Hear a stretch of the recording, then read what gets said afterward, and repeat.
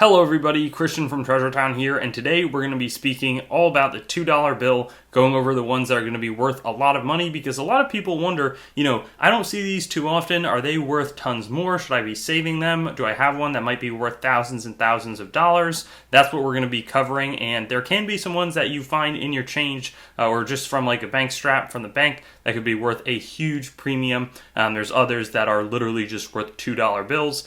I looked through these pretty closely, and I have $100 worth of $2 bills that I picked up from the bank, but you never know. So that's what we'll be focused on and try to answer that question for you in the PowerPoint presentation. Let's head over there and start the video. So a lot of this video is going to cover notes that look like the normal $2 bills or could be produced today, but I do want to give a little bit of backstory because there are some other $2 bills out there. I'm not going to spend too much time on something like this, which is the super old large size. This is an 1891 silver certificate, but that one was $10,000. This one was the first one with Jefferson, I believe, on it, but it did have this awesome battleship on the back, so a lot of people view this as like one of the coolest notes out there, and I think that the art is pretty awesome if you ask me. But I think the more easy tie-in is that we'll focus on 1928, 1953, and 1963. You have these $2 red seal notes that are like the regular size that we have today. 1928, there's more potential for higher value. I have a separate video on $2 red seal notes that I'll link down below, but there are some different things going on in the ones in front of us. The 1928 looks different from the 1953 and 63, and the big thing is that anything with a star is going to have some significant value, especially on the 1928 ones. They still have value if it's like a 1953 or 1963, or even like a regular green seal that you see today, but the real big things to look for in 1928 seems, the reverses are the same for the 1928 and these 2 years, 53 and 63, and then also any crazy serial numbers that can happen on any bill, and I'm going to make a video on crazy serial numbers. But this one, if it's as low as 9, that's going to be super rare. But the big point is there's also 1928, 1928A, B, C, D, E, F, G. So some of those are going to be better. I think A and B, and then if you have a star note in the right one, that can be hugely valuable. These are much less valuable. If you have it in great condition, especially if it's a star note, that's something special. But here, these are decent condition. 1953 and 1963, and 26 of them sold for $99. So that's like double, not quite double their face value, like $4 a note. You have a little bit of value, but not a crazy amount. The other thing to note, so the strap that I had in front of me was all like consecutives. This was like a strap of 50 $2 bills, so $100 total spending from 1976. There were different series along the way, and I'll try to get one of each of them. I don't know if there were any error notes on the 2017s, and that'll be much later in the video. But if you have one and they're all sort of in ascending order, like the next one would be 202, 203. If you have one of the older ones, that can have, if you have the strap, here's a $75 premium. That's not too bad. Not like a bank, not going to break the bank.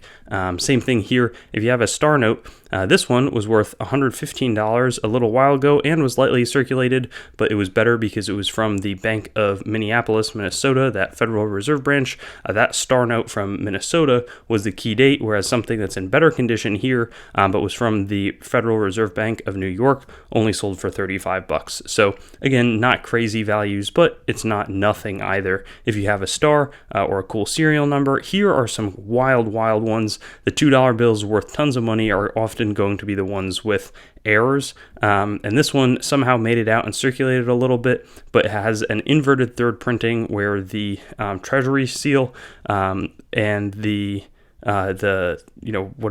serial number printing, that occurs after, so they must have fed this sheet upside down into the machine that then puts this on.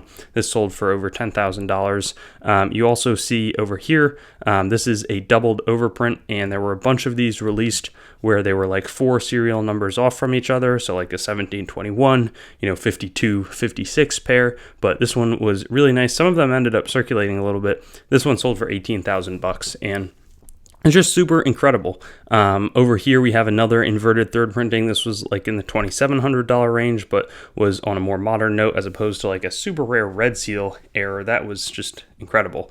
There's also something like this where it doesn't look super obvious, and people clearly didn't think it was that great. You can see sort of the wrinkles that it was spent around, but it's a doubled impression, and you can see like the doubling 2 appearances of this first impression. This sold for $3,500 or so. And then you can also have something as simple as a blank reverse. So there's 2 different bills here, and each of them are in different condition, but they just didn't print the backside for whatever reason.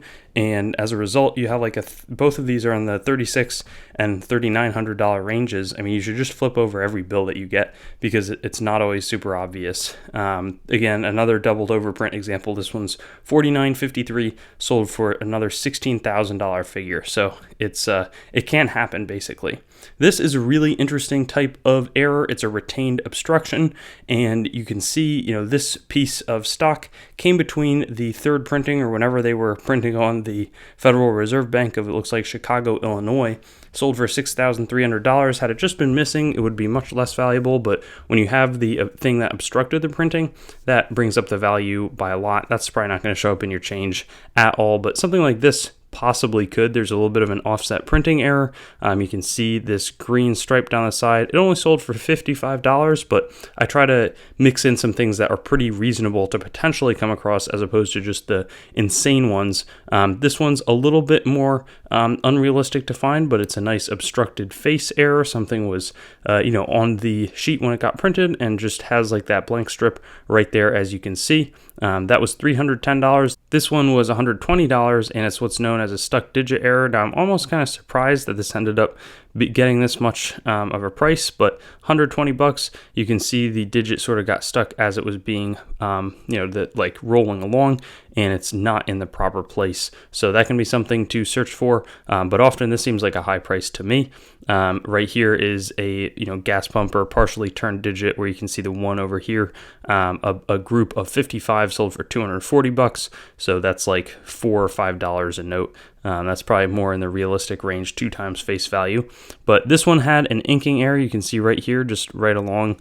Again, not extremely significant, but somebody still paid $110. So that's not like out of the, way crazy idea that you could find something like that. And that sort of brings us to the end of this video, but that's the 2013, 2009, 2003, 1995, and then the 1976, I think is what a lot of people see. But it's fascinating that they continue to produce them. The ones I had in my hand were 2017 with the Mnuchin Secretary of the Treasury signature, but so fun to think through all these different types of $2 bills. Hope that this was maybe inspiring. You learn that these even exist. Clarify the star note, what the rarities are. It's not crazy. Most of these don't have a huge amount of value, but there is some potential if you have the right note. So thanks for sticking with me, and let me know if you spend $2 bills. I think it's sort of fun to get them circulating out there. Thanks for watching the video. I'd encourage you to like, comment, and subscribe to the channel to stay updated. I've also got Facebook, Instagram, and Twitter, so you can follow me there. TreasuretownYT.com is the main channel website. Definitely give that a visit. I've got a lot of information about me up there and the channel. CoinGrabBag.com as well currently redirects there, but it's some good opportunities for very fair grab bags, both made by me and other sellers. A lot of different options, so that's a good way to support. There's also TreasuretownCoins.com. In the future, my coin dealing operation will be done out of that website. CoinMeltPrice.com for updates on the melt prices of your coins, both US and world. A lot of resources in that website. And then CoinsMetalsCards.com, being developed right now as a marketplace and news source for coins, metals, cards, and collectibles in general. So I'll see you on my future videos. Looking forward to seeing you there, and hope you have a good day.